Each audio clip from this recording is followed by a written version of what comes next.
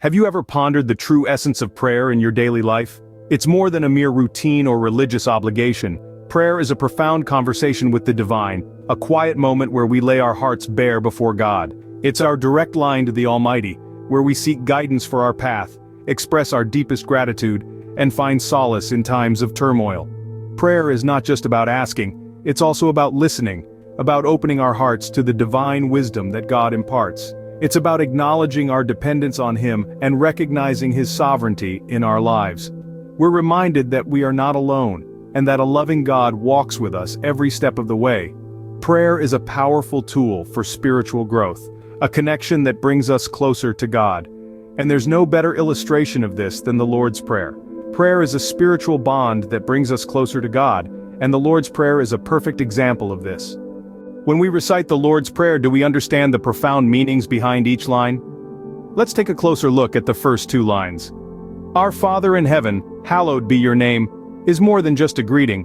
It's a profound recognition of God's unparalleled holiness, an affirmation of His divine supremacy.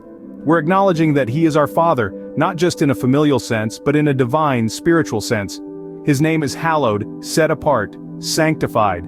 It's a reverent declaration of His incorruptible purity and majesty.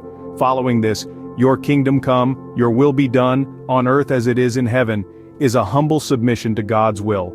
It's an earnest desire for His divine reign to extend over the earth, just as it does in heaven.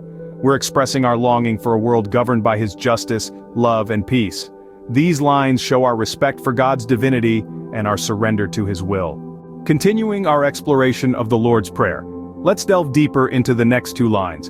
Give us today our daily bread, and forgive us our debts, as we also have forgiven our debtors. The first of these lines is a humble request for our daily needs. It's a powerful statement acknowledging our dependence on God for the essentials of life. It's a call to trust, a call to lean on His providence and care. The second line is a heartfelt plea for forgiveness. It's a recognition of our human failings and an admission of our need for God's grace. It's not just about seeking forgiveness for ourselves, but it also emphasizes the importance of extending that same grace to others. It's a call to forgive as we have been forgiven. These lines remind us of our reliance on God for our physical and spiritual needs. They teach us about trust, grace, and the power of forgiveness. These are lessons we can carry with us in our daily lives long after the prayer is said. As we come to the end of the Lord's Prayer, we find ourselves uttering the words, "And lead us not into temptation, but deliver us from the evil one." This is more than a simple plea. It's a profound acknowledgement of our human frailty and an expression of our complete reliance on God's protective power.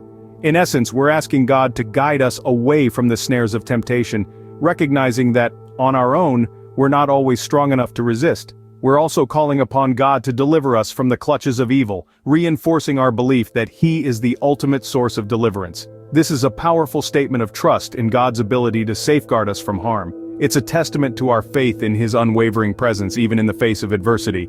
These final lines are a testament to our trust in God's protection and guidance. The Lord's Prayer is more than just words we recite. It's a profound testament to our relationship with God.